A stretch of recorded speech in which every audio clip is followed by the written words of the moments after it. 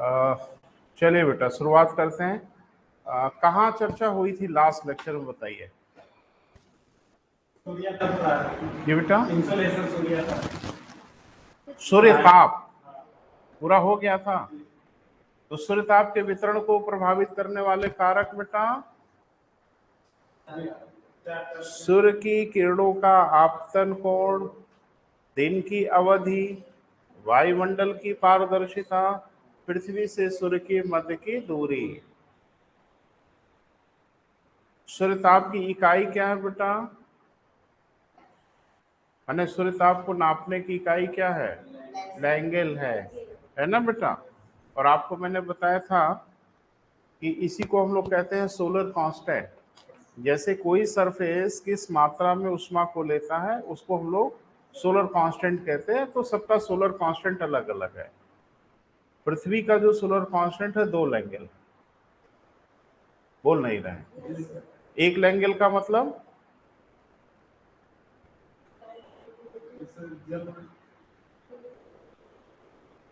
ये गलत बात है ना, तो थोड़ा सा दिमाग में रखिए। उसको मैंने बताया था कि 1 वर्ग सेंटीमीटर पर प्रति सेकंड यदि 1 कैलोरी की ऊष्मा की प्राप्ति हो रही है तो उसको हम लोग 1 लैंगल बोलेंगे। पृथ्वी का सोलर कांस्टेंट 2 लैंगल है। इसका क्या मतलब है कि पृथ्वी के प्रति वर्ग सेंटीमीटर पर प्रति सेकंड 2 कैलोरी ऊष्मा की प्राप्ति होती है। इसीलिए हम लोग पृथ्वी का जो औसत तापमान है उसको 15 डिग्री सेल्सियस कहेंगे। क्लियर है बेटा? अगली हेडिंग बनाइए बेटा, आगे बढ़ते हैं और थोड़ा गंभीर विषयों पे चर्चा करते हुए आगे बढ़े।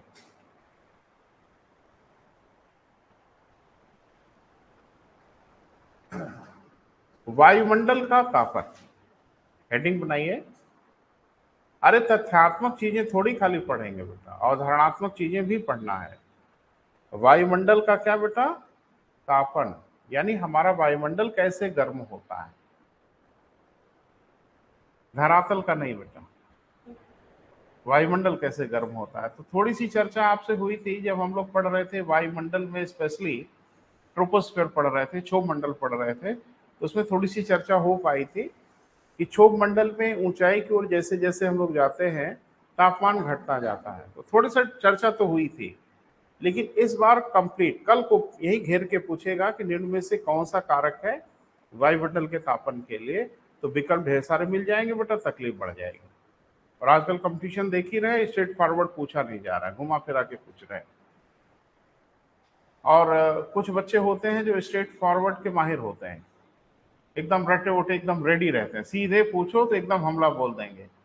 और जरा सा कहीं जिग जैग हुए कि बस वो एकदम चारों खाने चित हो जाते हैं। तो कंपटीशन बेटा वही हो गया आजकल की डेट में कि थोड़ी समझ विकसित करिए, और समझ विकसित हो जाएगी तो फिर सिविल सर्विसेज भी और यूपीपीसीएस भी दोनों सहज हो जाएगा। अब ये कि वायुमंडल कैसे गर्म होता है बेटा, उस पर चर्चा करना। पृथ्वी कैसे गर्म हो रही थी उस पर चर्चा तो हम कर चुके हैं क्षोभ मंडल में, कि जो पृथ्वी गर्म होती है। अभी तो हम लोग पढ़ेंगे बेटा उष्मा बजट, हीट बजट पढ़ेंगे तो और विस्तार से हम बात करेंगे, लेकिन अभी इस पे बात कर लेते हैं कि आखिर वायुमंडल कैसे कैसे गर्म होता है, उसके क्या क्या फैक्टर्स हैं। तो पहले ताप कैसे एक स्थान से दूसरे स्थान की ओर जाता है, 2 मिनट इस पे बात जरूर करेंगे क्योंकि ये सब आएगा भी आपको पढ़ते समय। उष्मा एक स्थान से दूसरे स्थान, हीट एक स्थान से दूसरे स्थान 3 ही प्रकार से जाती है, चौथा प्रकार नहीं होता। एक को हम लोग कहते हैं कंडक्शन, एक को कहते हैं कन्वेक्शन, और एक को कहते हैं रेडिएशन। और एक आठ जोड़िएगा मत अपने मन से। यानी उष्मा एक स्थान से दूसरे स्थान जो जाती है वो 3 प्रकार से जाती है। मैं हिंदी में बोल दे रहा हूं, चालन, संवहन और विकिरण। चौथा भी प्रकार है कोई? नहीं है। इनका अंतर बस मुझे थोड़ा बता दीजिए तो फिर हम शुरू करते हैं कि आखिर वायुमंडल गर्म कैसे होता है। तो हेडिंग क्या बनाया बेटा? वायुमंडल का तापन, यानी हीटिंग ऑफ एटमॉस्फेयर। एटमॉस्फेयर कैसे गर्म होता है इस पे हम लोगों को बात करनी है। तो पहले मेरे 3 प्रश्नों का जवाब आप दें तो फिर हम आगे की ओर बढ़ते हैं। नहीं, कुछ तो बोलना पड़ेगा ना बेटा, बाइलेटरल ट्रैफिक होगा। हाँ बोले। तीनों को थोड़ा थोड़ा।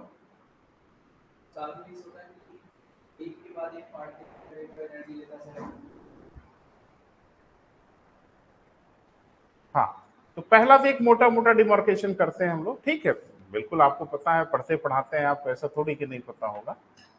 तो मैं थोड़ा सा डिमार्केट कर रहा हूं। इन तीनों को दो खेमे में बांट लेते हैं। जैसे चालन और संवहन को अलग कर लेते हैं, विकिरण को अलग कर लेते हैं। मुझे लगता है अब आप समझ रहे हैं काहे किया मैंने। विकिरण के लिए, रेडिएशन के लिए किसी भी प्रकार के माध्यम की आवश्यकता नहीं होती, यानी ऊष्मा बिना किसी माध्यम के चल पड़ती है। तो जब ऊष्मा बिना किसी माध्यम के चले, उस प्रोसेस को हम लोग कहते हैं रेडिएशन। क्या हेडिंग थी? इंसोलेशन, इनकमिंग सोलर रेडिएशन बोला था मैंने।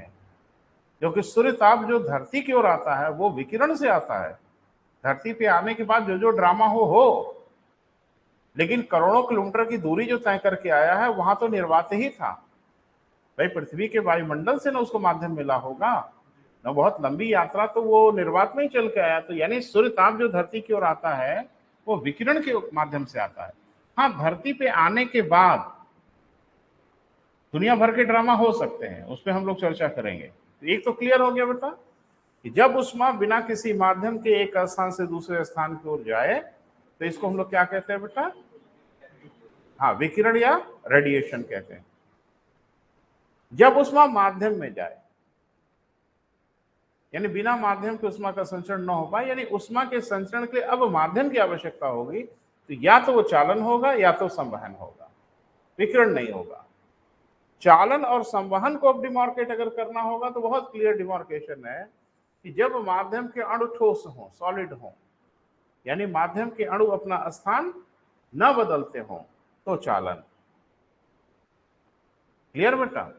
अब इसका मतलब क्या है कि जैसे ठोस चीजों में जो उष्मा मूव करती है, जैसे लोहे की राड को गर्म करते हो आप, तो लोहे की राड को जो गर्म कर रहे हो, बर्नर पे रख रहे हो राड को, तो आप देखते हैं कि उसका टिप बर्नर पे है, तो राड तो धीरे धीरे पूरी गर्म होती है।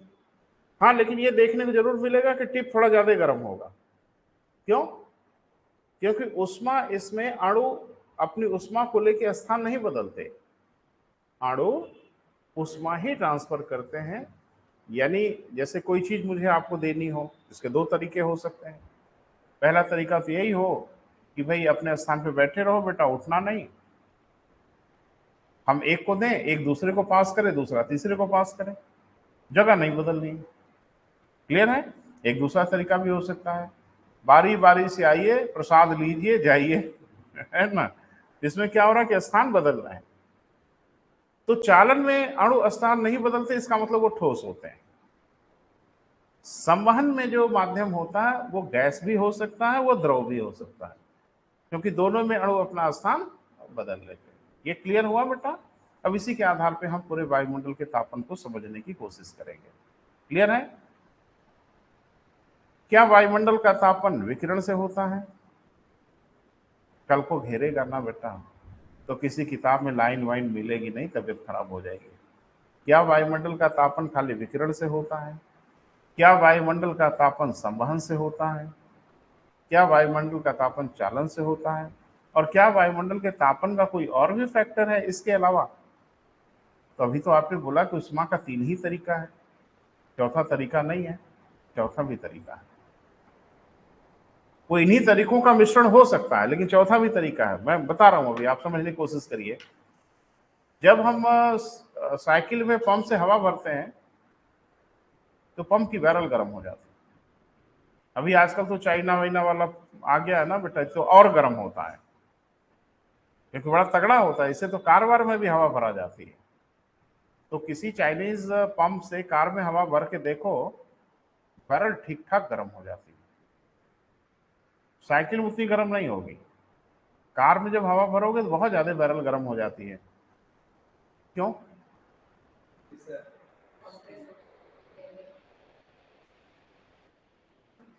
गैसों को जब कंप्रेस करोगे, गैसों के ऊपर जब आप दबाव बनाओगे तो गर्म हो जाती है।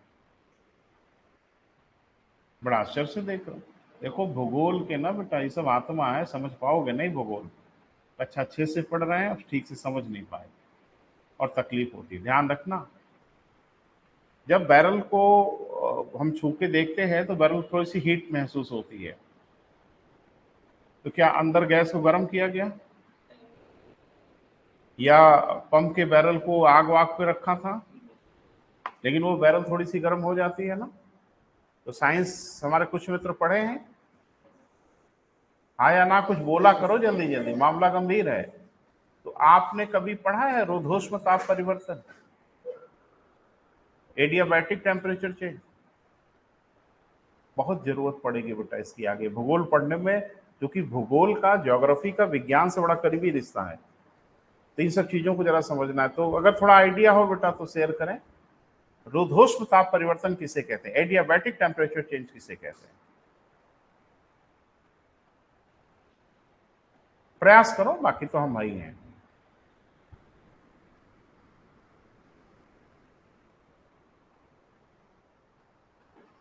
बहुत आएगा बेटा, बार बार आएगा, आपकी पढ़ाई में ही आएगा और इसकी, हाँ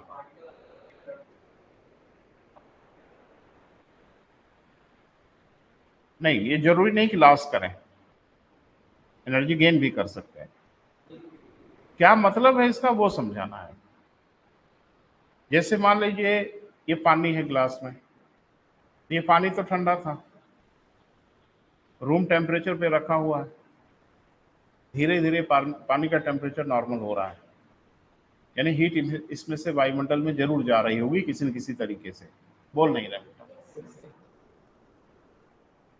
क्या ऐसा भी हो सकता है कि बिना ताप को लिए दिए पानी का टेम्परेचर नॉर्मल हो जाए? नहीं हो सकता। या तो टेम्परेचर इसको लेना होगा या तो टेम्परेचर इसको देना होगा, तभी इसके टेम्परेचर में चेंज आएगा। कभी कभी बिना ताप लिए दिए भी ताप में परिवर्तन आ जाता है। क्लियर है? यानी माध्यम से उष्मा का कोई आदान प्रदान नहीं होगा, फिर भी उस बॉडी के टेम्परेचर में चेंज आ जाता है। इस घटना को कहा जाता है रुद्धोष्म ताप परिवर्तन। ठीक है? हाँ, तो परेशान हो रहे हैं। इसमें यह कहा जाता है कि बिना माध्यम के ताप के आदान प्रदान के और किसी भी बॉडी का टेम्परेचर बढ़ जाए या घट जाए, इसको हम लोग क्या बोलते हैं बेटा? रुद्धोष्म ताप परिवर्तन। भूगोल में इसकी बहुत जरूरत है, बहुत जरूरत है। तो आगे हम पढ़ाएंगे बेटा, वो टॉपिक वायुमंडल में ही है, लेकिन चूंकि अभी बताना बहुत जरूरी है, क्योंकि वायुमंडल का तापन पढ़ रहे हैं हम लोग। एक चीज बताइए, आपने पढ़ा होगा कि बारिश कैसे होती है? जलवाष्प से लदी फदी हवाएं जब ऊपर की ओर जाती है तो ठंडी होती है। बोल नहीं रहो बेटा, ठंडी होने के बाद बारिश होती है। 99.9% बच्चों को यह पता है कि ऊपर जाके हवा इसलिए ठंडी होती है कि ऊंचाई की ओर तापमान कम होता है। सामान्य बुद्धि से घर पे बैठ के हम लोग सोचते हैं तो ये सोचते हैं कि क्षोभ मंडल है ना बेटा, तो क्षोभ मंडल में ऊंचाई की ओर बढ़ने पे तापमान क्या होता है? घटता है। और जलवाष्प से भरी हुई हवाएं जब गर्म रहती हैं ऊपर की ओर उठती हैं, तो जैसे जैसे ये ऊपर उठती है इनका तापमान घटता जाता है, इसलिए उनका टेम्परेचर घटता है। और ये बिल्कुल गलत है। इसलिए नहीं ठंडी होती कि ऊपर कम तापमान है, वहां जाती हैं तो तापमान ले दे के ठंडी हो जाती है। नहीं नहीं, जब हवाएं फैलेंगी बिना ताप के आदान प्रदान के, उनका टेम्परेचर घट जाएगा। और जब हवाएं कंप्रेस होंगी तो भी बिना ताप के आदान प्रदान के उनका टेम्परेचर बढ़ जाएगा। इसी को हम लोग कहते हैं रुद्धोष्म ताप परिवर्तन। ये कुछ और नहीं होता। अब उदाहरण से समझिए, जैसे कोई हवा इतने में है तो उसका कोई टेम्परेचर होगा, कम ज्यादा जो भी होगा होगा ना, और उस सारी हवा को आपने इतने में कंप्रेस कर दिया, तो सारा टेम्परेचर जो था उसको आपने कंप्रेस इतने में कर दिया, क्योंकि सारी गैस भी इतने में आ गई। अब यूनिट एरिया का टेम्परेचर बढ़ जाएगा। बोल नहीं रहे, जो टेम्परेचर इतने में फैला था वो सारे टेम्परेचर को आपने इतने में कंप्रेस कर दिया, तो यूनिट एरिया के गैस का तापमान बढ़ जाएगा। ये तापमान क्यों बढ़ा? बाहर से तापमान लिया नहीं, दिया नहीं, न ताप को लिया न ताप को दिया, फिर भी वायु का टेम्परेचर बढ़ गया या घट गया। बोल नहीं रहे, तो प्रोसेस क्या कहलाएगा? रुद्धोष्म ताप परिवर्तन। ऊंचाई से हवा अगर नीचे की ओर उतरी, जिस भी कारण से उतरे, ऊंचाई से वायु अगर नीचे की ओर आई तो आपको पता है कि नीचे वायुदाब अधिक होता है, ऊपर वायुदाब कम होता है। वायु ऊपर से जैसे नीचे की ओर आएगी, किसी भी कारण से आए, हम कारण बताएंगे आपको, बहुत ढेर सारे कारण हैं, वो नीचे आएगी तो वायुदाब अधिक होने के कारण वो कंप्रेस होगी, टेम्परेचर बढ़ जाएगा उसका।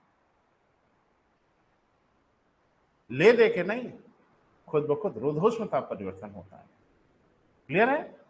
और हवा किसी भी प्रकार से ऊपर जाए उसका टेम्परेचर घट जाएगा। क्यों? क्योंकि ऊपर वायुदाब कम होता है, हवा जैसे ऊपर जाएगी फैलेगी, फैलेगी ना, आयतन वो ज्यादा घेरेगी, यूनिट एरिया का टेम्परेचर कम हो जाएगा। बोल नहीं रहे? पूरे के पूरे भूगोल में सारा खेल रुद्धोष्म ताप परिवर्तन का है। चोटियों से उतरती हुई हवाएं गर्म होती हैं, माने पहाड़ों से हवाएं जो नीचे की ओर आती हैं, भूगोल में आप पढ़ते हो ठंडी पवन, गर्म पवन, दुनिया भर का पवन पढ़ते हो ना। अगर पहाड़ के ऊपर से कोई हवा उतर रही है वो 100% गर्म होगी, होगी ही होगी, क्योंकि जब वो नीचे की ओर उतरेगी वायुदाब बढ़ेगा, उसका टेम्परेचर बढ़ जाता है। क्लियर बेटा? तो ये ध्यान रखना। बताना सिर्फ ये था अभी, रुद्धोष्म ताप परिवर्तन बिना पढ़े तो बारिश ही नहीं पढ़ सकते, वर्षा ही नहीं पढ़ सकते आप। आगे उसकी जरूरत पड़ेगी, लेकिन अभी हम लोग जहां हैं बेटा हम उस पर बात करते हैं। अभी हम लोग पढ़ रहे हैं वायुमंडल का तापन, तो थोड़ा सा एक अंदाजा तो अब लगा ही सकते हैं कि जो नीचे की वायु है उस पर ऊपर की वायु का प्रेशर होता है। बोल नहीं रहे? जो हमारी नीचे की वायु होती है, इस पे ऊपर की जो इतनी वायु है वो दबाव बनाती है, तो बिना सूर्य ताप की भूमिका के ही उसका टेम्परेचर रेज हो जाता है। ना वहां चालन है, ना वहां संवहन है, ना वहां विकिरण है। यह जो ताप बढ़ा नीचे की वायु का, बढ़ता है बेटा, भूगोल में बड़ा मायने रखता है ये, उसको हम लोग कहते हैं रुद्धोष्म ताप परिवर्तन। इसी कारण नीचे की हवा थोड़ी और भी गर्म होती है, और गर्म के ढेर सारे कारण हैं, लेकिन एक कारण यह भी है कि ऊपर की हवाएं उसके ऊपर प्रेशर बनाती हैं, और प्रेशर के कारण रुद्धोष्म ताप परिवर्तन हो जाता है और उनके अंदर का तापमान थोड़ा सा बढ़ जाता है। और एक बड़ी मजेदार बात कि वायु उष्मा की कुचालक होती है, बैड कंडक्टर होती है, हाँ या ना? इसीलिए जो नीचे की गर्म होती है ना, वो उष्मा किसी को जल्दी देती भी नहीं, अपनी ही गर्म होकर छटपटाती रहती, क्योंकि उष्मा का बहुत तेजी से हवाएं आदान प्रदान करती ही नहीं, क्योंकि ये बैड कंडक्टर होती हैं। मालूम है ना? जाड़े में रजाई ओढ़ लेते हो, हीटर लगाया रजाई में, गर्म हो जाती है। क्यों? नई रजाई थोड़ी ज्यादा गर्म करती है।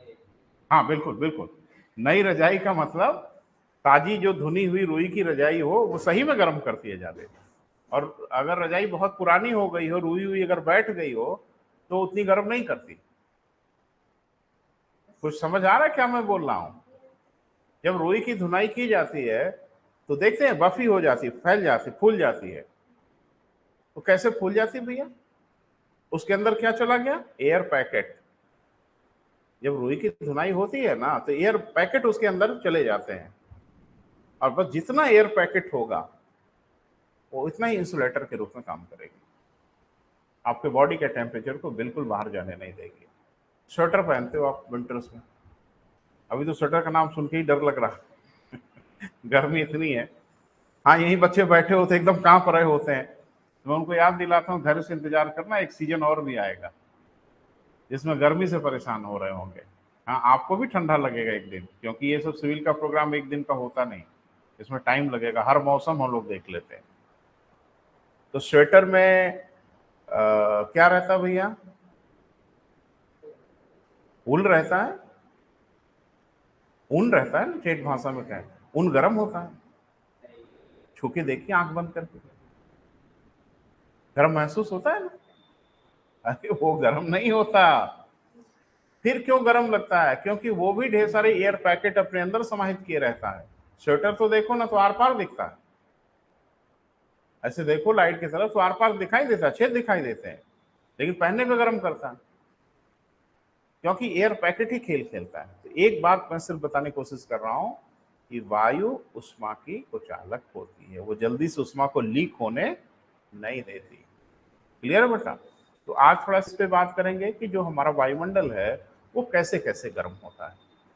कल को यही घेरेगा बेटा तो ठीक ठाक लोग वीर गति को प्राप्त हो जाएंगे, अंड वंड समझने लगेंगे आप, है ना? लिख ले। हाँ, वायुमंडल के तापन के लिए, वायुमंडल के तापन के लिए निम्न कारक उत्तरदायी हैं। तो पहले लिस्ट बनाएंगे बेटा और फिर एक एक की हम लोग चर्चा करेंगे। वायुमंडल के तापन के लिए निम्न कारक जिम्मेदार होते हैं।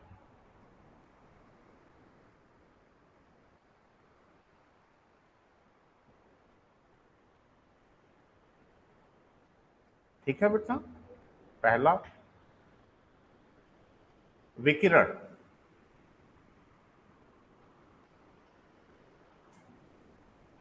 हम सब पे बेटा थोड़ा थोड़ा बात करेंगे आपसे, है ना? पहले लिस्ट बना लें। पहला क्या है? विकिरण। दूसरा चालन।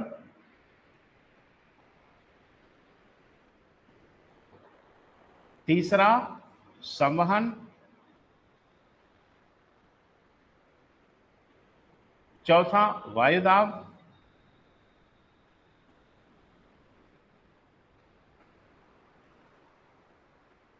चौथा क्या बेटा? वायुदाब। पांचवा प्रत्यक्ष सूर्यताप की प्राप्ति। प्रत्यक्ष सूर्यताप की प्राप्ति।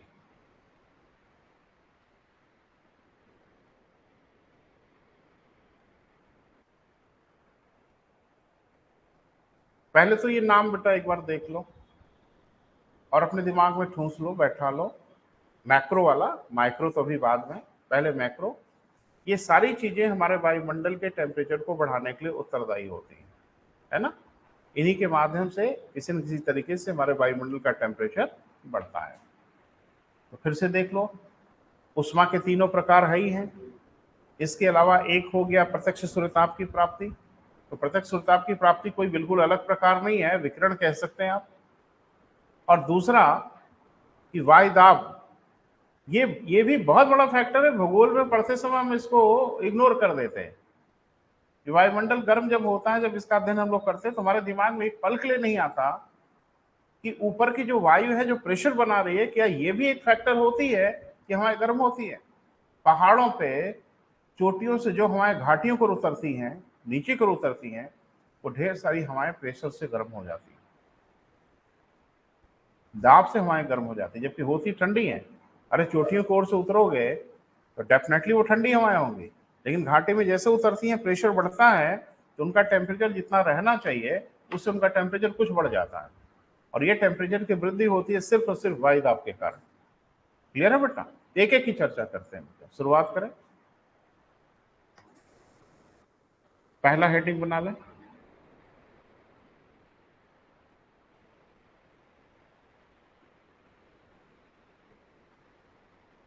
पहला क्या है बेटा? विकिरण। तो कैसे ये काम करता है बेटा, वो थोड़ा समझने की कोशिश करिए। एक्चुअल में पृथ्वी जो भी सूर्यताप प्राप्त करती है, धरातल, वायुमंडल की नहीं बात कर रहे हैं, धरातल जो भी सूर्यताप की प्राप्ति करता है वो विकिरण से करता है।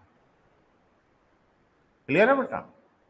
मतलब जो प्रत्यक्ष सूर्यताप आता है उसका कुछ हिस्सा सीधे बिना किसी डिस्टरबेंस के सीधे दंदनाते हुए धरातल तक आता है, बिना किसी से बातचीत किए और बिना किसी से इंटरेक्ट हुए।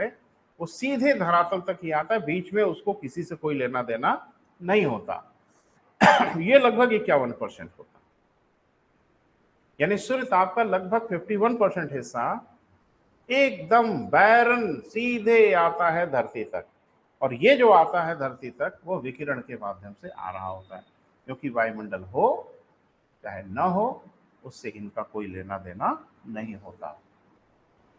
अब बाकी तो 49% इधर उधर हुआ ही, वो उनका लेना देना होगा, लेकिन 51% से लेना देना नहीं है।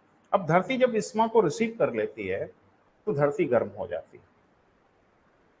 बोल नहीं रहे हैं? और आपने अभी पढ़ा है कि चालन में कांटेक्ट चाहिए,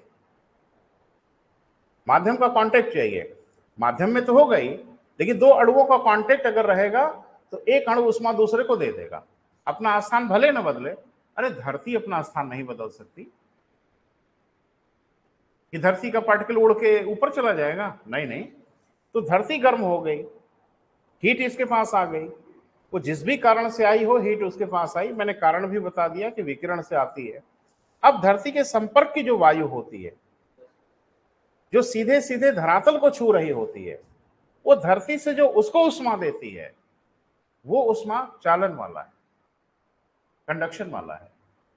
क्योंकि वो जो वायु गर्म हो रही है वो संवहन से नहीं हो रही है, विकिरण से नहीं हो रही है, वो चूंकि धरातल को हवा टच कर रही है, छू रही है, इसलिए धरातल के अणु उस उष्मा को उस वायु के पार्टिकल को दे देते हैं। और चूंकि होती है वेट कंडक्टर, इसलिए वो उस उष्मा को ऊपर पहुंचा नहीं करती। बोल नहीं रहे बेटा, बहुत जल्दी से गर्म हवा अपने टेम्परेचर को अपने ऊपर के भाई बंधुओं को जल्दी देती नहीं, इसलिए नीचे की हवाएं ज्यादा गर्म बनी रहती।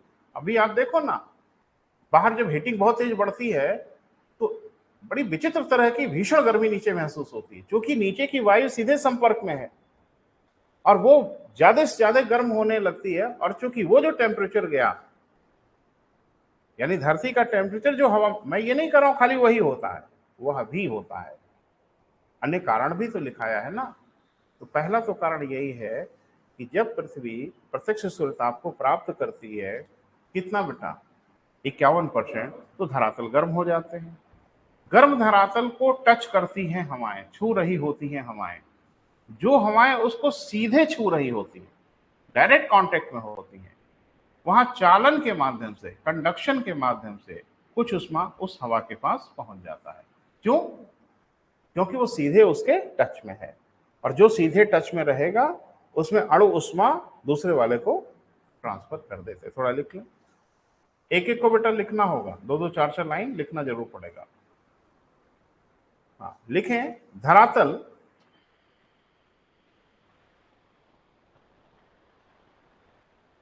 विकिरण उष्मा द्वारा, रेडिएशन एनर्जी द्वारा गर्म होते हैं।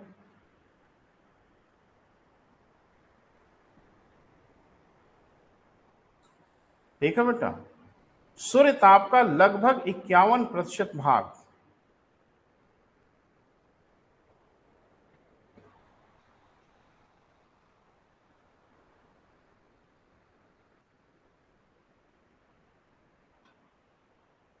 सूर्य ताप का लगभग कितना बेटा, 51% भाग प्रत्यक्ष धरातल को प्राप्त होता है, सरफेस को प्राप्त होता है।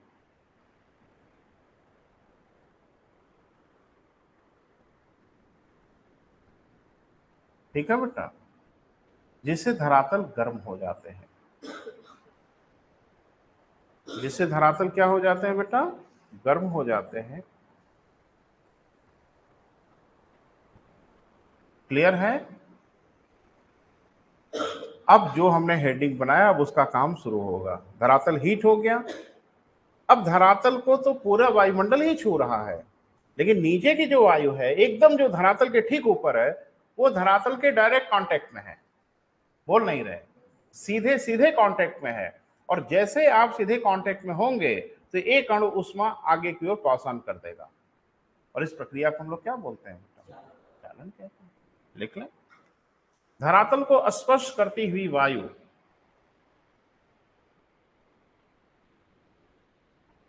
धरातल को स्पर्श करती हुई वायु धरातल से चालन के रूप में उष्मा को प्राप्त कर लेती है। कंडक्शन के द्वारा उष्मा प्राप्त कर लेती है, जिससे जिससे धरातल को स्पर्श करती हुई वायु गर्म हो जाती है।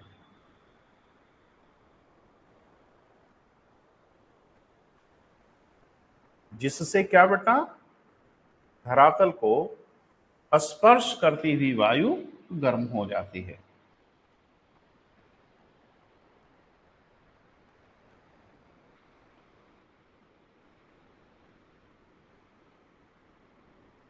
ठीक है बेटा, ये मेन सोर्स में खूब काम आएगा बेटा, है ना। री के लिए तो जो काम आएगा आएगा ही, मेंस के लिए इसकी बड़ी भारी भूमिका होगी, क्योंकि ये सब लिख पाते नहीं है बच्चे मेंस में, जब आ जाता है इस तरह का प्रश्न। तो लिखे बेटा आगे, वायु उष्मा की कुचालक होती है।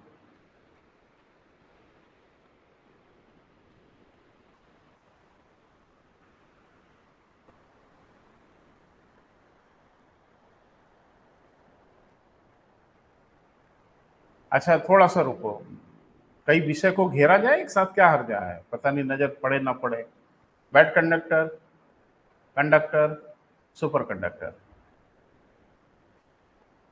यही ना तीन शब्द हम लोग बहुत धड़ल्ले से हम लोग बोलते हैं। कुचालक, चालक, अति चालक। तो थोड़ा सा बेटा आपकी राय चाहेंगे क्या है ये मेरी आदत है कि मैं जब पढ़ाता हूँ कोई टॉपिक आ जाता है तो उसको छोड़ता नहीं, है ना। इन तीनों में कुछ अंतर है, वही हम जानना चाह रहे हैं। कुचालक, सुचालक, अतिचालक, बैड कंडक्टर, कंडक्टर और सुपर कंडक्टर। एक बच्चे ने मुझे बताया परिभाषा। चालक मतलब जो होता है कि जैसे जो हीटिंग होती है मतलब ज्यादा सुचारू मतलब सही रूप से नहीं हो पाती है।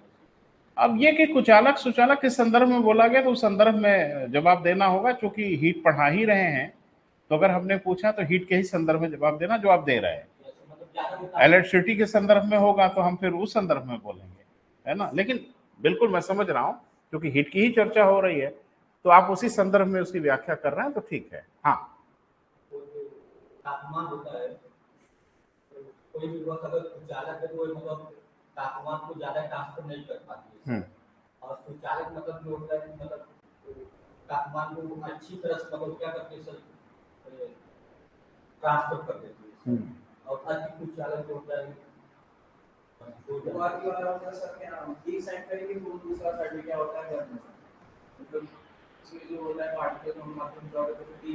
एक बच्चे ने मुझे परिभाषा बताया, वो मुझे याद है अब तक।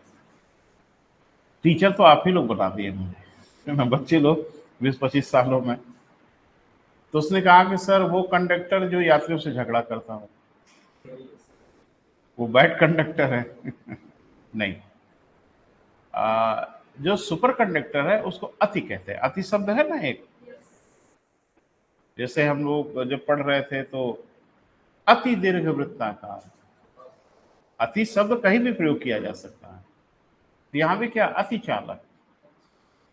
तो चालक नहीं है, वो अति कर रहा है चालक में, यानी निर्बाध रूप से बिना किसी बाधा के उसमें प्रवाह हो रहा है। अब चाहे उष्मा हो, चाहे इलेक्ट्रिसिटी हो, चाहे जो मना है वो हो। जैसे आजकल इस शब्द का सबसे ज्यादा जो प्रयोग होता है ना बेटा, इलेक्ट्रिसिटी के संदर्भ में होता है, सुपर चालक का, सुपर कंडक्टर का, अति चालक का। तो थोड़ा सा बात कर लेते हैं बेटा, तो पढ़ना तो सब है ही है आपको। जैसे हम जब इलेक्ट्रिसिटी को फ्लो करते हैं, एक स्थान से दूसरे स्थान तक ट्रांसमिट करते हैं, वो हमारे तारों के माध्यम से जाती है, जिसमें एनर्जी लॉस होती है ना। और वो एनर्जी लॉस का सबसे बड़ा कारण है रेजिस्टेंस, प्रतिरोध। उस इलेक्ट्रिसिटी को हीट में कन्वर्ट कर देती है। वो ऐसे ही जैसे आपके घर का हीटर होता है, तो उसका रेजिस्टेंस बहुत हाई होता है, तो इतना एनर्जी को लॉस करता है कि एकदम आगे ही हो जाता है। लेकिन ये भी एनर्जी को लॉस करते हैं, हीटिंग इसमें प्रोड्यूस होती है, और हीटिंग अगर प्रोड्यूस ना होती तो आप देखते हैं बिजली के जो तार हैं वो मेल्ट करके, पिघल के, जल के गिर जाते हैं।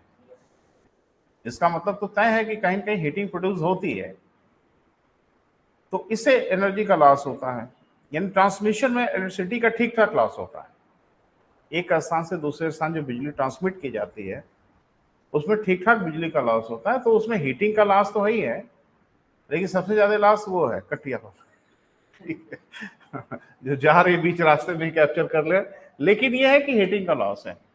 तो अभी कोई इस तरह का कंडक्टर हमको मिला नहीं इलेक्ट्रिसिटी का जो कुछ न कुछ एनर्जी को लॉस ना करे, हीटिंग में कन्वर्ट ना करे। ये अलग बात है कि अलग अलग मेटल की क्षमता अलग अलग होती है, कुछ ज्यादा लॉस करते हैं, कुछ कम लॉस करते हैं, कुछ बहुत कम करते हैं। तो जो बहुत कम करते हैं उनको अच्छे चालक कहते हैं जी।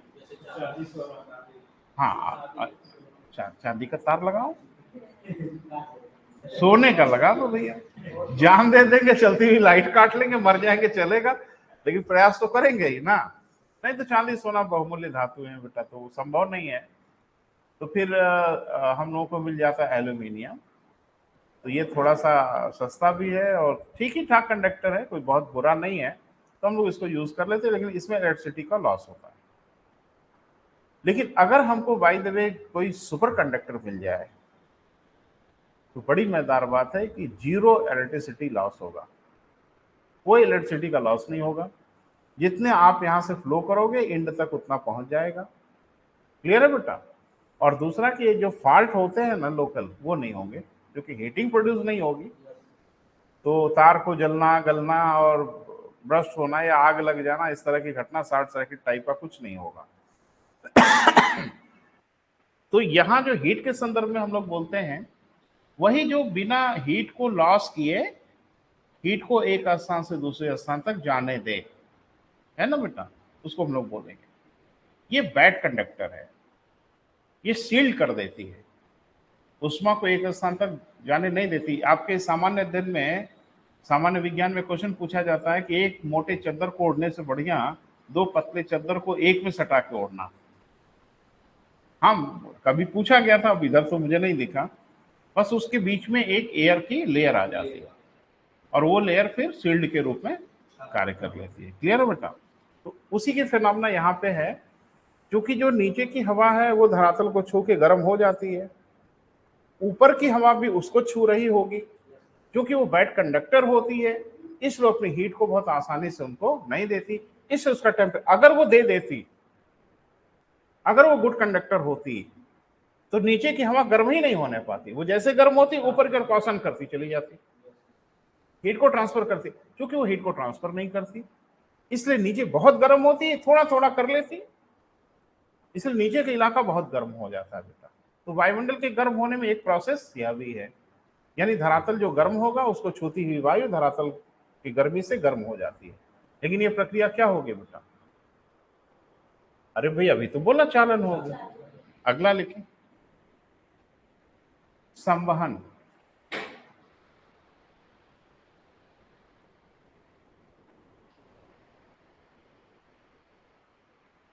तो संवहन से भी गर्म होता है वायुमंडल, क्योंकि अभी तो आप ही ने बताया था कि जो गतिशील अणु होते हैं उसमें उष्मा का संचरण संवहन के माध्यम से होता है। तो ये कैसे होता है? वो ऐसे होता है कि जब हवाएं गर्म हो जाती हैं तो अपना आयतन बढ़ाती है, मैं ठेठ भाषा में कहें तो फैलती हैं। जब ये फैलती हैं तो इनका घनत्व कम हो जाता है, इनकी डेंसिटी घट जाती है, और डेंसिटी जब घट जाती है ये भारी डेंसिटी वाली चीज़ों के ऊपर तैरने लगती है, यानी हवा हवा के ऊपर तैरना शुरू कर देती है।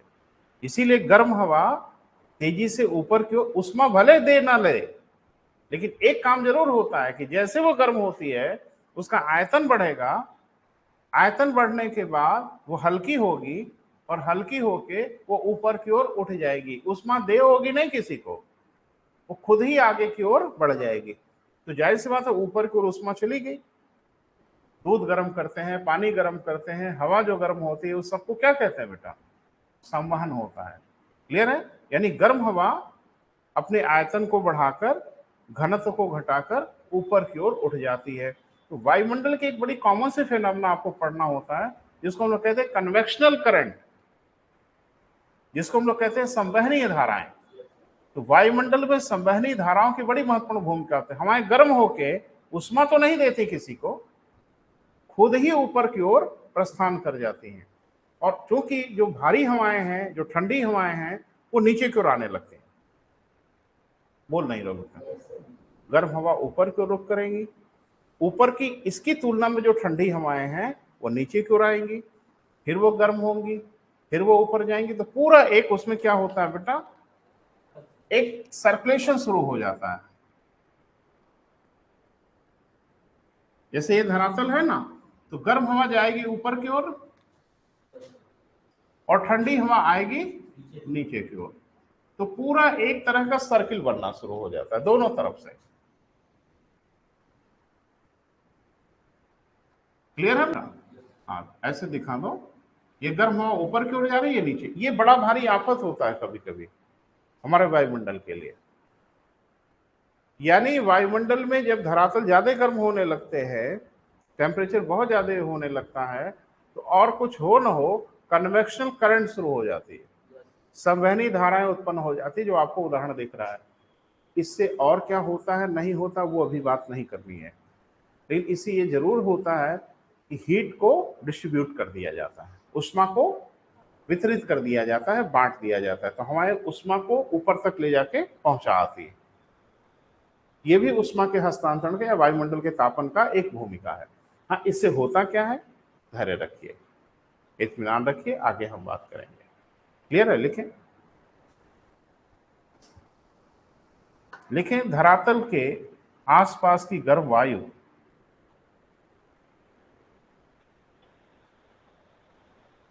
धरातल के आसपास की गर्म वायु उष्मा प्राप्त कर अपने आयतन को बढ़ाने लगती है। गर्म वायु क्या करती है बेटा? अपने आयतन को बढ़ाने लगती है, जिससे उसका घनत्व घट जाता है, डेंसिटी घट जाती है ना बेटा? तो आपने कभी साइंस में इसका अध्ययन किया होगा तो जरूर पढ़ा होगा कि आयतन और घनत्व के बीच में व्युत्क्रमानुपाती संबंध होता है, इनवर्सली प्रोपोर्शनल रिश्ता होता है। इन लोगों में उल्टा ही 36 का ही आंकड़ा रहता है, एक बढ़ेगा तो एक घट जाएगा, एक घटेगा तो एक बढ़ जाएगा, यानी इनवर्सली प्रोपोर्शनल है। तो डेफिनेटली अगर आयतन बढ़ा तो घनत्व घटा, और घनत्व घटेगा तो आर्किमिडीज साहब जिंदा है, कहेंगे तैरो भाई, जिसको तैरना है तैरे, और जिसको जिसमें डूबना है डूबे, लेकिन मेरे नियम का पालन तो करना ही होगा। जिसका घनत्व कम होगा वो भारी घनत्व के ऊपर जाएंगे। तो गर्म हवाएं ऊपर की ओर चली जाती है, ऊपर की ओर जाती है बेटा, तो टेम्परेचर लेके जाती है ना, तो ताप का वितरण हो रहा है ना। एक बात बता दें आपको, बड़ी मजेदार, ये ऊपर नीचे ताप का वितरण तो करती ही है। धरातल के क्षैतिज ताप वितरण के लिए पवन की बहुत बड़ी भूमिका है। आगे हम लोग पढ़ेंगे कि धरातल पे जो क्षैतिज टेम्परेचर का डिस्ट्रीब्यूशन होता है, इसमें पवन की इतनी बड़ी भूमिका होती है कि आप कल्पना नहीं कर सकते। ऊपर वाले इनको यही ठेका दिया है। जानते हो क्या ठेका दिया? वो कहता है गर्मी तो हम सबको बराबर दे रहे हैं, और ये नालायक एक बराबर गर्मी पा नहीं रहे हैं, बेईमानी कर रहे हैं। कहीं धरती ज्यादा गर्म हो रही, कहीं धरती कम गर्म हो रही है, और हम एकदम एक बराबर उष्मा दे रहे हैं। तो हवा ने पूछा तो बताए मेरे आका, कहां बराबर करो, इनकी बदमाशियों को ठीक करो। यानी हमने उष्मा बराबर दिया, धरती पे बेईमानी हुई है, कहीं उष्मा कम मिला है, कहीं उष्मा ज्यादा मिला है, तो तुम्हारे जिम्मे ये काम सौंप रहे हैं कि तुम इसको इक्वल डिस्ट्रीब्यूट करो, हर जगह एक जैसा फैला दो। और हवाएं, पवन रातों दिन इसी काम में लगी होती है, हमेशा वो टेम्परेचर को डिस्ट्रीब्यूट करने चाहती है। आपने पढ़ा है कि ठंडे क्षेत्रों से हवाएं गर्म इलाकों की ओर चल पड़ती है, ये यूनिवर्सल ट्रुथ है। ठंडे इलाके से पवन हमेशा गर्म इलाके की ओर चलेंगी कि ताप को भैया डिफरेंस ठीक ठाक रहे, यानी इक्वल डिस्ट्रीब्यूशन ऑफ टेम्परेचर हर जगह हो। तो ये वर्टिकल में डिस्ट्रीब्यूट करती हैं, जैसे आपने देखा, यानी पवन ताप को क्षैतिज भी वितरित करती हैं, और वर्टिकल भी और हॉरिजेंटल भी, यानी लंबवत भी और क्षैतिज भी वितरण करती है, जिसके कारण हमारे पूरे वायुमंडल का टेम्परेचर लगभग लगभग बराबर होने की कोशिश करता है, बराबर कहां हो पाता है। लेकिन हाँ, वो बिगाड़ते रहते हैं और ये बनाने की कोशिश में लगी रहती है, दोनों रुकते हैं। वो बिगाड़ने वाला रुके तो ये भी रुके, तो वो टेम्परेचर का डिफरेंस बनाते रहते हैं, और ये टेम्परेचर के डिफरेंस को मेंटेन करने के लिए तो हमेशा दोनों की भागा दौड़ी पूरे वायुमंडल में मची रहती है। लिख लो बेटा, गर्म होती है लिखा, तथा आयतन बढ़ाती है, हो गया, घनत्व घटता है, तथा ये हवाएं ऊपर की ओर उठ जाती हैं।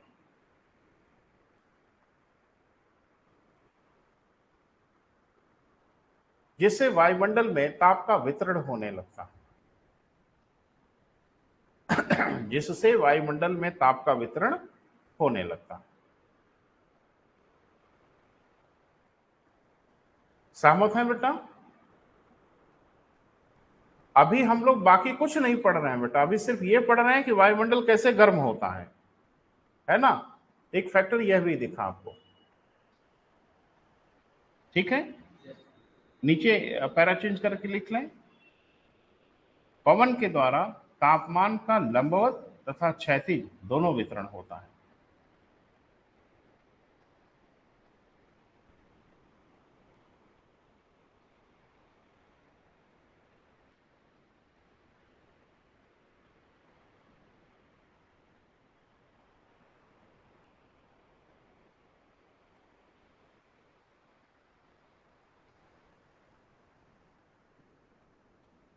वायुमंडल का तापन ही पढ़ रहे हैं ना भैया, वायुमंडल के ताप को जो जो फैक्टर प्रभावित कर रहे हैं उनको पढ़ना होगा। कौन प्रभावित कर रहा है ना, कैसे प्रभावित कर रहा है, वर्टिकल भी कर रहा है, हॉरिजेंटल भी कर रहा है।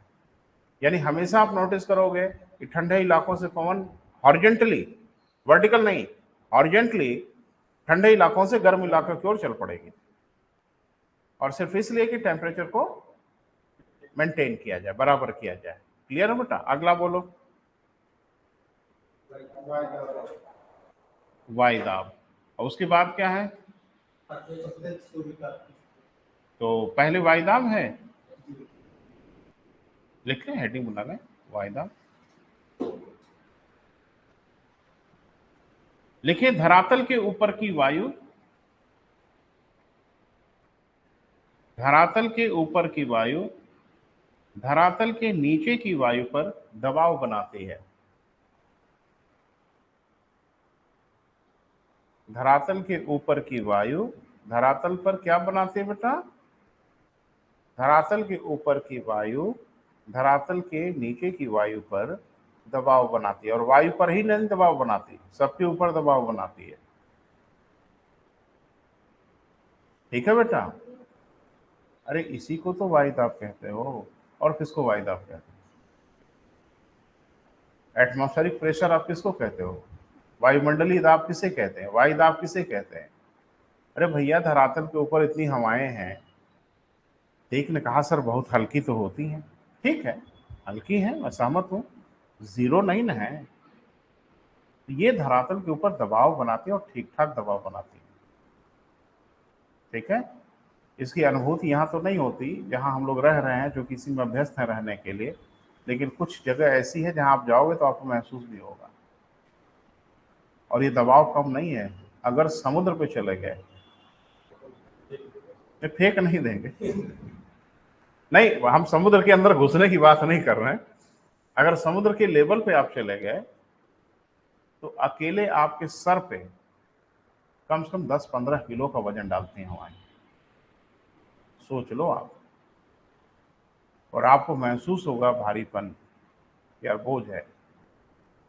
1013 मिलीबार का वायुदाब होता है सागर तल पे।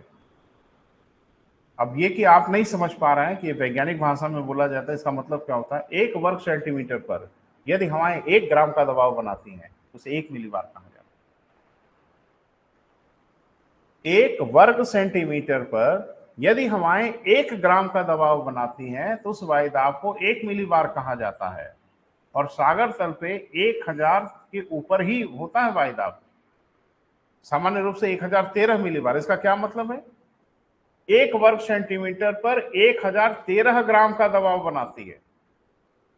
और 1000 ग्राम माने तो सुना है 1 किलो हो ही जाता है, बोल नहीं रहे। मुझे लगता है कि आपका जो सर है यही 10-12 वर्ग सेंटीमीटर में तो हो ही जाएगा, तो 12 किलो का वजन तो सीधे सर पे हो गया, कंधा वंधा छोड़ दो, तो ठीक ठाक प्रेशर बनाते हैं बेटा, ऐसा नहीं। क्लियर है? ये प्रेशर जब बनाएंगे तो हमारे ऊपर भी बनाएंगे, हवा के ऊपर भी बनाएंगे, हर चीज के ऊपर बनाएंगे। और जब वो प्रेशर बनाती हैं तो डेफिनेटली टेम्परेचर रेज हो जाता है। किस कारण? एडियाबैटिक टेम्परेचर चेंज के कारण। बाकी चीजों को जीरो मान लो, बाकी चीजों की चर्चा तो हो ही गई, लेकिन जब हवा ऊपर की हवा नीचे की हवा को दबाव बनाती है तो बिना किसी से ताप लेने देने के बाद भी उसका टेम्परेचर कुछ बढ़ जाता है, जिसको अभी हम लोगों ने थोड़ी देर पहले पढ़ा, जिसको हम लोग कहते हैं एडियाबैटिक टेम्परेचर चेंज। पंप की जो बैरल गर्म होती है ना, एडियाबैटिक टेम्परेचर चेंज के कारण होती है।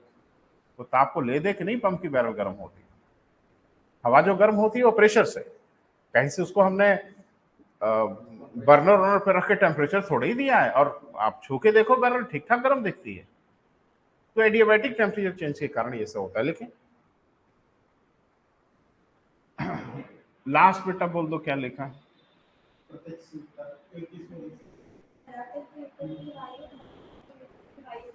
दबाव बनाती है, जिसके कारण नीचे की वायु संपीड़ित होती है, कंप्रेस होती है।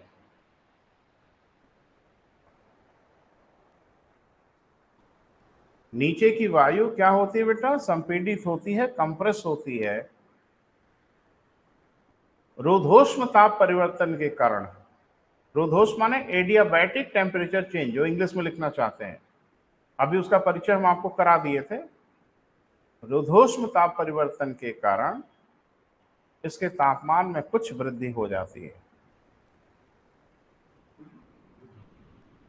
रुद्धोष्म इंग्लिश में कहते हैं बेटा एडियाबैटिक।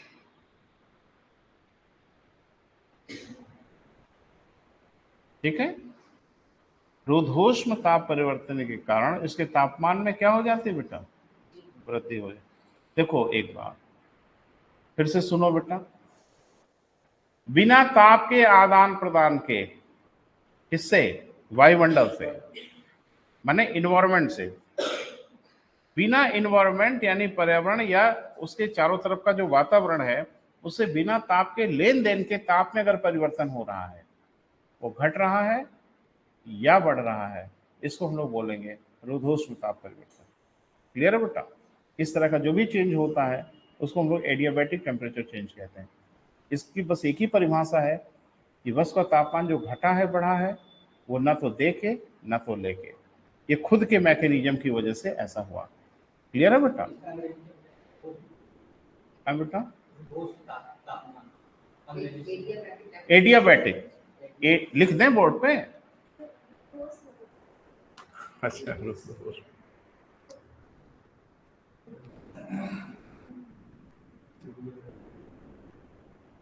रुद्धोष्म, ठीक है। इंग्लिश में कहते हैं क्या बेटा? एडियाबैटिक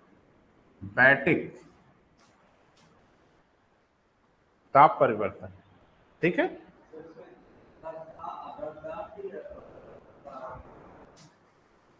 ये कई तरह से लिखते हैं, ऐसे भी लिखते हैं, ऐसे भी लिखा हुआ। समृद्ध भाषा है हमारी, ठीक। इसीलिए तो हम लोग तो पल्ले ही नहीं पड़ता, अंग्रेज क्या पढ़ेंगे हिंदी। ठीक है, चले। रुद्धोष्म ताप परिवर्तन, आधा द ध वाला भी होता है। हो गया बेटा? बस इसमें एक ही बात दिमाग में रखनी है, कुछ और नहीं रखना। इसकी आगे बहुत जरूरत पड़ेगी बेटा, हम बोलेंगे तो फिर ये मत कहना कि सर इसको तो बोले नहीं। इसलिए आज ज्यादा क्लियर कर रहे हैं, क्योंकि यहाँ इसको बहुत चर्चा करने का मतलब नहीं है, लेकिन मुझे पता है कि इसकी आगे बहुत जरूरत पड़ेगी, हिल नहीं पाएंगे आप इसके बिना। बस इतना समझना है कि बिना वातावरण से ताप के आदान प्रदान किए अगर तापमान घट जाए या बढ़ जाए तो उसको कहते हैं हम लोग रुद्धोष्म ताप परिवर्तन। क्लोज सिस्टम की निशानी है ये, बंद व्यवस्था की निशानी है। यानी उसने बाहर से कुछ लिया दिया नहीं, अपने अंदर का इसका ड्रामा हुआ है। क्लियर है बेटा? आगे मैं भूल जा रहा हूं बेटा, लाइन बोलो क्या लास्ट लाइन थी? इसके तापमान में वृद्धि हो जाती है। क्लियर है बेटा? हाँ, लेकिन इसका बहुत सुंदर उदाहरण, इसका बहुत सुंदर उदाहरण पर्वतीय क्षेत्रों में देखने को मिलता है। देखें, इसका बहुत सुंदर उदाहरण पर्वतीय क्षेत्रों में देखने को मिलता है।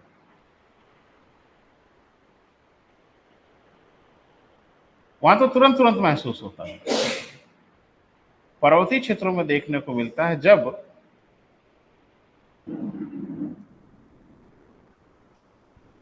घाटियों की ओर उतरती हुई वायु, जब घाटियों की ओर उतरती हुई वायु गर्म होने लगती है।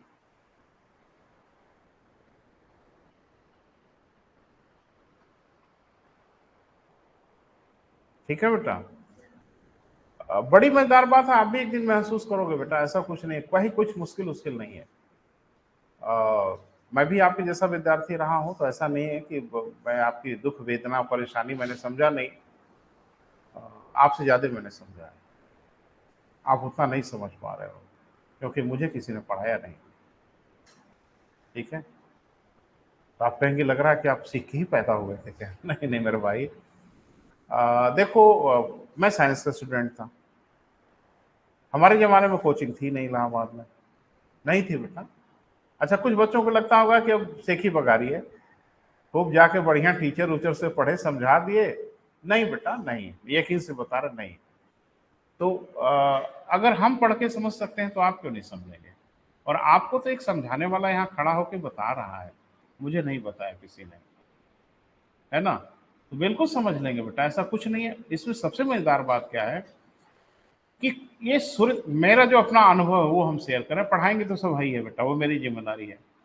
अगर कोई बच्चा सूर्यताप और तापन टेम्परेचर के डिस्ट्रीब्यूशन को बेहतर ढंग से समझ लिया, महसूस कर लिया, तो पूरा भूगोल वो समझ लेगा, कम से कम फिजिकल ज्योग्राफी तो पूरा समझ ही लेगा, पवन समझ लेगा, वर्षा समझ लेगा। अगर वो पूछे कि किसी जगह की क्लाइमेटिक कंडीशन कैसी होगी, हम बता देंगे कैसी होगी। बस इसी के अंतर को आप थोड़ा अच्छे से महसूस कर लें। चलो एक आपको इशारा करते हैं। कभी आपने नाम सुना है रेन शैडो जोन? अच्छा, अंग्रेजी बोल रहे हैं तो हो सकता है वृष्टि छाया प्रदेश। हाँ, तो मुझे लगता है अंग्रेजी में ही गड़बड़ा गए थे। ये क्या होता है? अरे भाड़ में गई अरावली, यार अरावली कहाँ नाम आ गया? किसी का नाम न लें, बदनाम न करें किसी पहाड़ी को।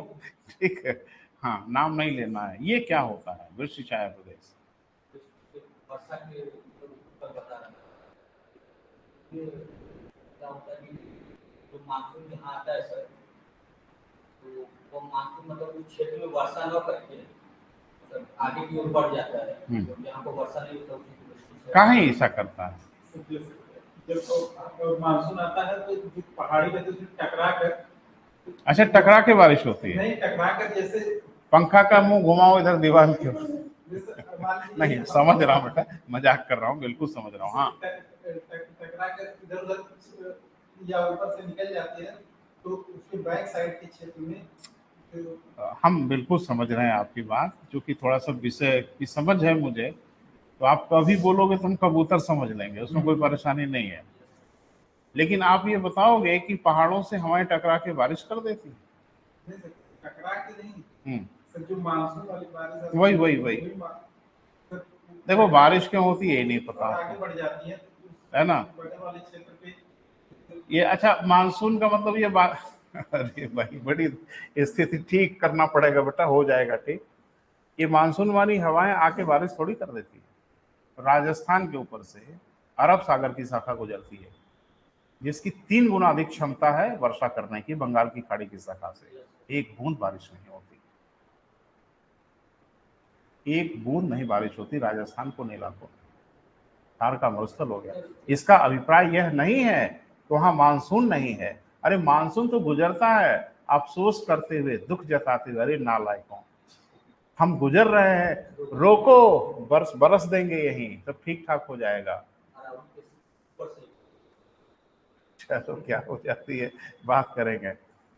तो क्या है बेटा, ठीक है, चीजें गुजरी हैं नजर से, बड़ा क्लियर होना चाहिए डायमेंशन। वो ये है, थोड़ा सा बात कर लेते हैं कि जैसे ये पहाड़ है ना बेटा, और इधर से अगर पवन का मूवमेंट है, इस तरफ बारिश होगी, इस तरफ नहीं होगी, एकदम लिखा पढ़ी में तय है। ये एकदम प्रूवन है पूरी ज्योग्राफी में कि अगर पवन इस तरफ से आ रहा हो, चाहे जितना ताकतवर हो, जितनी इसकी वर्षा करने की क्षमता हो, उसे कोई लेना देना नहीं। इस तरफ की ढालों पे बारिश होगी और इस तरह की ढालों पे बारिश नहीं होगी, होगी ही नहीं। जानते हो क्यों? क्योंकि जब इसको क्रॉस करके इधर की ओर आएगी तो नीचे आएगी। अरे भैया जी, जब चोटी के ऊपर को क्रॉस करके आगे बढ़ेगी तो आएगी नीचे, और नीचे जब आएगी तो एडियाबैटिक टेम्परेचर चेंज होगा और उसका टेम्परेचर बढ़ जाएगा।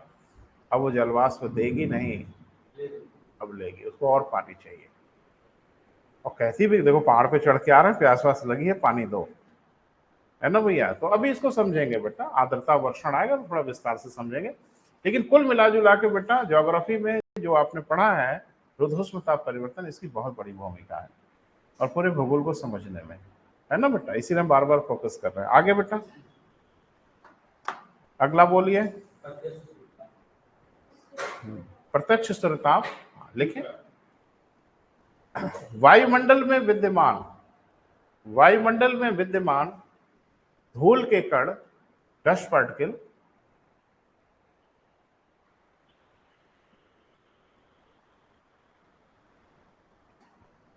जल वाष्प,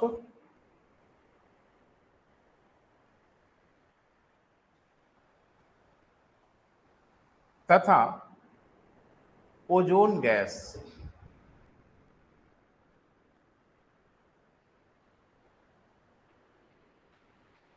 प्रत्यक्ष सूर्यताप को सीधे ग्रहण कर लेते हैं। प्रत्यक्ष सूर्यताप को सीधे ग्रहण कर लेते हैं।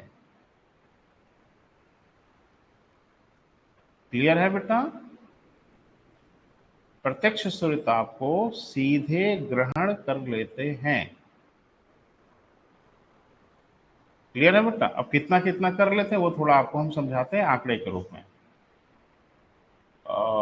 एक दिन बताया था जब मैं ये सब शुरू कर रहा था तो मैंने बताया था कि 6% के आसपास अल्ट्रावायलेट रेज होती हैं। सूर्य के प्रकाश में अबाउट 6% यूवी होती हैं, अल्ट्रावायलेट रेज होती हैं, और जिनके लिए बड़ी जबरदस्त पहरेदारी कर रहा होता है ओजोन। और एक दिन मैंने आपसे कहा था, पूछा गया भाई कि प्राकृतिक सनस्क्रीन किसे कहते हैं,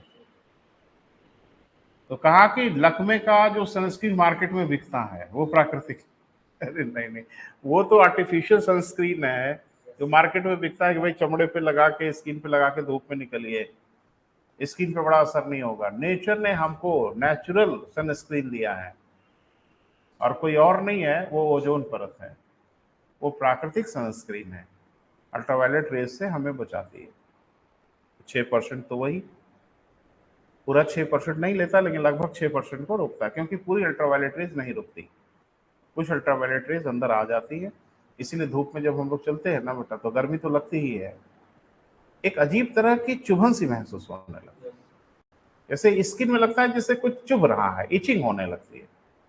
ये अल्ट्रावायलेट रेज है, और चूंकि एनर्जी इनकी ज़्यादा होती है इसलिए स्किन में पेनिट्रेट करने लगती है, प्रवेश करने लगती है। तो जो हमको इचिंग टाइप का और अजीब तरह का नहीं महसूस होता है धूप में, गर्मी तो लग रही है, थकोबक है ही है, वो अलग चीज है, लेकिन लगता है जैसे कुछ चुभ रहा, अब गर्मी चुभ रही है, महसूस हो रही है, ये उन्हीं के कारण होता है। तो कुछ तो वो रोकता है।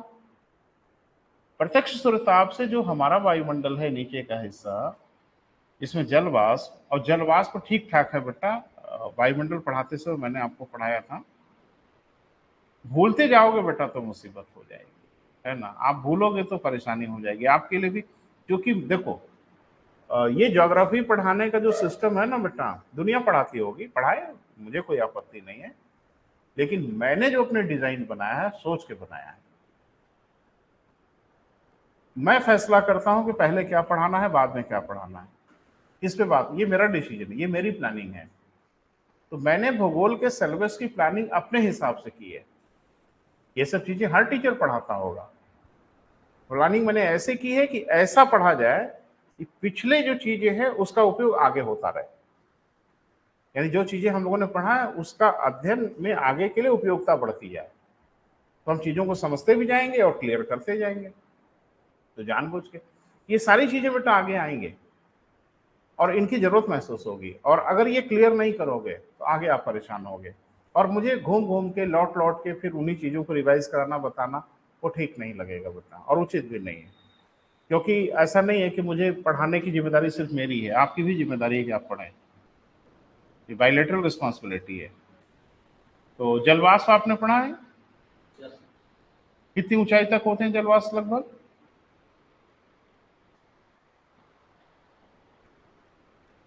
हाँ बोलो, अब तुम्ही से भरोसा था, तुम भी गड़बड़ा रहे हो।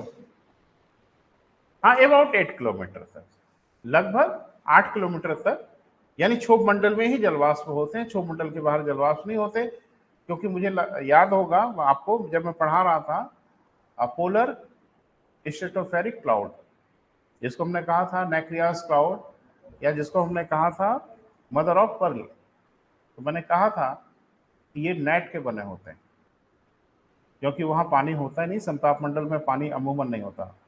क्लियर है बेटा? तो अमूमन वो नाइट्रिक एसिड के बने होते हैं बादल। हाँ, चूंकि वो पोलर वर्टेक्स बनता है तो हवा में बड़ी उथल पुथल होती है, तो थोड़ा बहुत जलवाष्प सक कर लिया जाता है, लेकिन ज्यादातर वो किससे बने होते हैं? नाइट्रिक एसिड से, है ना बेटा? 12 ये जो जलवाष्प है बेटा, ये सूर्यताप को ग्रहण कर लेते सीधे, क्योंकि हमारा वायुमंडल प्रत्यक्ष सूर्यताप के लिए सामान्य रूप से ट्रांसपेरेंट होता है, पारदर्शी होता है। वो ऐसा बिहेव करता है सूर्यताप के लिए कि मान लो हम है ही नहीं है, आओ जाओ, लेकिन आओ जाओ नहीं, क्योंकि जाने में फिर किसी और की भूमिका शुरू हो जाएगी। क्लियर है बेटा? देखें, जलवाष्प तथा धूल के कण लिख लिया बेटा? ये लिखा हो, क्या लिखा लास्ट लाइन बोलो? कौन? यही जलवाष्प और धूल के कण, जिससे वायुमंडल लगभग 14% गर्म हो जाता है, 14% गर्म हो जाता है। जिससे वायुमंडल कितना बेटा? लगभग 14% गर्म हो जाता है।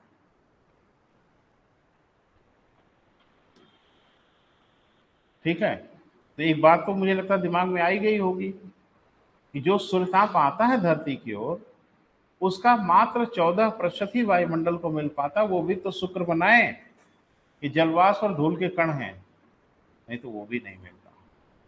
तो मात्र 14% सूर्यताप वायुमंडल सीधे ले लेता है, 51% धरती ले लेती। तो हमारी तो गणित कमजोर है, आप थोड़ा बताओ ना। 51 और 14 65%। इसका मतलब अभी मामला 35% का कहीं डगमगा रहा है ना? तो 35% कहीं नहीं डगमगाएगा। 6% साहब ने दरवाजे पर ही रोक लिया, नॉट अलाउड। क्लियर है? 27% की भूमिका निभाते हैं बादल, इनको हल्के में मत लेना। ये पूरी धरती पर यहां नहीं बादल है, इसका मतलब ये नहीं कि कहीं और बादल नहीं है। पूरी धरती पर हर जगह कुछ न कुछ बादल विद्यमान रहते हैं, और इतने विद्यमान रहते हैं कि सूर्य ताप के 27% को धरती तक आने नहीं देते हैं किसी न किसी प्रकार से। पता नहीं मेरी बात समझ पा रहे हैं कि नहीं? प्रत्यक्ष सूर्यताप के 27% हिस्से को ये धरातल तक आने देते नहीं, कहीं कहीं छाता लगा ही देते हैं ये। आप कहेंगे हमारे यहाँ तो नहीं है, नहीं, आप ही पूरी धरती हो। आपके यहाँ नहीं है तो फिर कहाँ है? अरे आपके यहाँ नहीं है तो कहीं और होगा, वहां नहीं होगा तो भी आपके यहाँ आ जाएगा, बस इंतजार करो एक आध महीना। ये तो चलता ही रहता है। तो 27% वो डिस्टर्ब करते हैं। 2% जो सूर्यताप है, जोड़ो भाई, 6 और 27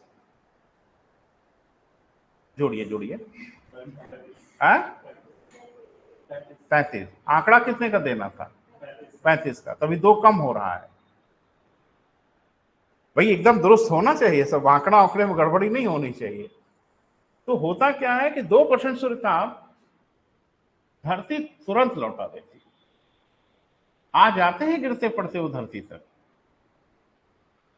तो 2% नहीं, मान के चलो 53% आती है धरती तक, लेकिन धरती उसमें से 2% से क्षमा याचना मांग लेती है कि आप बैरन लौट जाओ, आपकी जरूरत नहीं है। यानी धरती उस उष्मा को उपयोग ही नहीं करती, रिसीव ही नहीं करती, उनको बैरन लौटा देती है 2%। और वही पूछा कि पृथ्वी का एल्बिडो कितना है, और सांस टंग गई ठीक ठाक मित्रों की। तो आपने नजर नहीं डाला, चीजों को देखा नहीं तो बता देते। इसी को हम लोग पृथ्वी का एल्बिडो कहते हैं, है ना? रेडिएशन विंडो, ये सब बेटा आपको समझना पड़ेगा। एल्बिडो, रेडिएशन विंडो, ये पूछा रेडिएशन विंडो कितना है, वो 17% है। तो सब पे नजर रखनी पड़ेगी बेटा, हम सब पढ़ाएंगे, आप निश्चिंत रहिए। आप सोच रहे होंगे कि कहाँ पढ़ा रहे हैं, अंड बंड बोल रहे हैं, कुछ पल्ले पढ़ नहीं रहा है। नहीं, अभी मैं सिर्फ डरा रहा हूँ आपको, अभी पढ़ा रहा ही नहीं हूँ, सिर्फ इसलिए कि आप थोड़ा पैनिक हो जाइए। ये चीज़ें बहुत ज़रूरी हैं। बस एक बात यहाँ पे याद रखिएगा कि प्रत्यक्ष सूर्यताप से वायुमंडल गर्म होता है, लेकिन बस 14% गर्म होता है। 34% वो गर्म होता है पार्थिव विकिरण से। तो कहाँ 14 और कहाँ 34, अंदाजा लगा लें ज्यादा किससे गर्म होता है, पार्थिव विकिरण से। क्लियर हुआ बेटा? तो ये पूरा हमारा वायुमंडल गर्म होता है, वो कोई एक फेनोमेना नहीं है बेटा, सब मिलजुल के अपनी अपनी भूमिका का निर्वहन करते हैं। उसमें चालन भी है, उसमें संवहन भी है, उसमें विकिरण भी है, उसमें प्रत्यक्ष सूर्यताप की प्राप्ति भी है, उसमें वायुदाब भी है, प्रेशर भी है। ये सब मिला जुला के हमारे वायुमंडल को गर्म करते हैं। कल को ऐसा कोई प्रीलिम्स में क्वेश्चन पूछेगा, विकल्प वो अपने हिसाब से बना बना के देंगे तो परेशान हो जाएंगे आप। अब नहीं होंगे आप, वो पूछ के देखें। क्वेश्चन मुझे नहीं पता वो क्या पूछेंगे, लेकिन ये मुझे पता है कुछ भी पूछेंगे हम ढूंढ ही निकालेंगे उत्तर क्या है, क्योंकि इसके अलावा और कुछ है ही नहीं। और आजकल आप बेटा ऐसे ही रहे, मेंस में आ जाएगा वायुमंडल का तापन, टिप्पणी लिख लीजिए। भूगोल में यही सब आ रहा है आजकल, तो लिख लेंगे यही जो आपने पढ़ा होना है, वो हेडिंग बनाओ ना के सब करवा दीजिएगा, मिल जाएगा। 200-250 शब्द तो हो ही जाएगा और नंबर आपको मिल जाएगा डेफिनेटली। जो कुछ हम पढ़ा रहे हैं बेटा, मेरी कोशिश है कि मेंस में आपको कोई तकलीफ ना होने पाए, कम से कम मैं जो पढ़ा रहा हूँ इलाका वहां पे।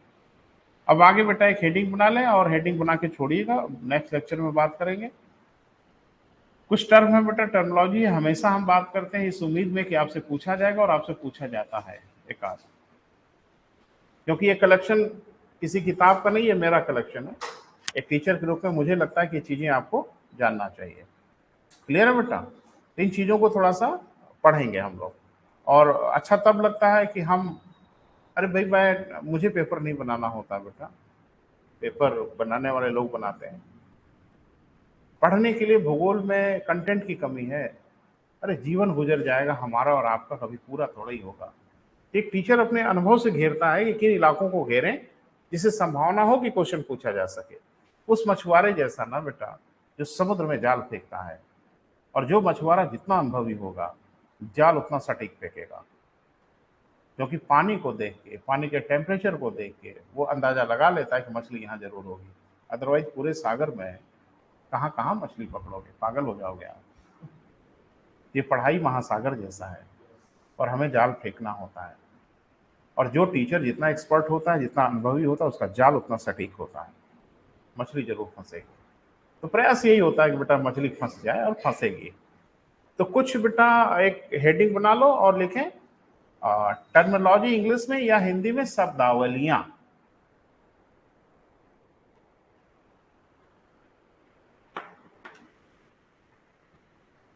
हम सबसे बात करते हैं बेटा, छोड़ते नहीं कभी, पढ़ाते समय आपसे भी बात करेंगे। शब्दावलियां, तो आज क्या करेंगे, लिस्ट बनाएंगे। जिन शब्दावलियों पे हमको बात करनी है उसकी आज लिस्ट बनाएंगे, और फिर जैसे चर्चा हुई है एक एक की हम चर्चा करेंगे। ये मेरा तरीका है। लिस्ट इसलिए होता है कि अगर आपकी तैयारी पूरी है तो रिवाइज करते समय बहुत आसानी होगी, क्योंकि लिस्ट पे नाम पड़ेगी पांचों पे, और दिमाग बताएगा सब क्लियर है, आगे बढ़ जाएंगे। और नहीं क्लियर होगा तो पांचों का एक एक को पढ़ लेना, ये पहले कर लेना। परीक्षा के समय पांचों को पढ़ने की जरूरत नहीं, बस नजर से आ जाए कि कौन कौन पांच है, बस उतने से आपका पूरा 2 पेज रिवाइज हो जाएगा 5 लाइनों में। तो ये मैं कोशिश करता हूँ इस तरह से रिवीजन में आपको आसानी हो। आगे बेटा, तो 1 2 3 4 करके बेटा कुछ शब्दावली हम बोलेंगे, लिखिएगा। नकारात्मक ह्रास दर, सारी सेंटेंस ठीक रखें। नकारात्मक ताप ह्रास दर, ताप भी शब्द लिखिएगा। नकारात्मक ताप ह्रास दर, अभी तो ताप ह्रास दर पढ़ा हम लोगों ने, टेम्परेचर लैप्स रेट पढ़ा चौमंडल में। अभी एक नया शब्द दिख रहा है, नकारात्मक ताप ह्रास दर, negative temperature lapse rate. English में लिख लो, नेगेटिव टेम्परेचर लैप्स रेट।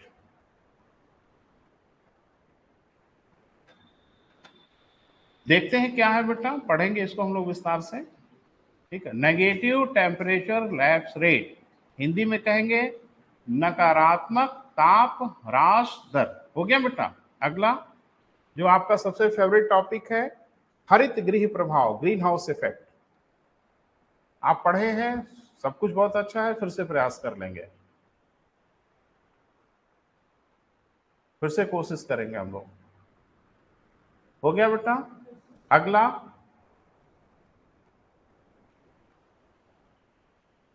तापीय विसंगति, तापीय विसंगति, थर्मल एनोमली।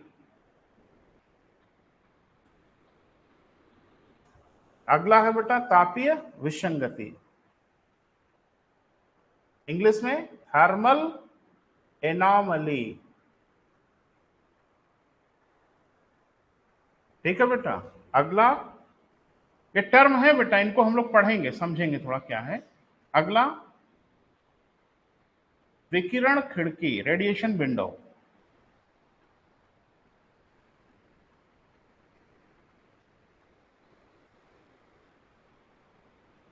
अगला बेटा हीट आइलैंड, उष्माद्वीप।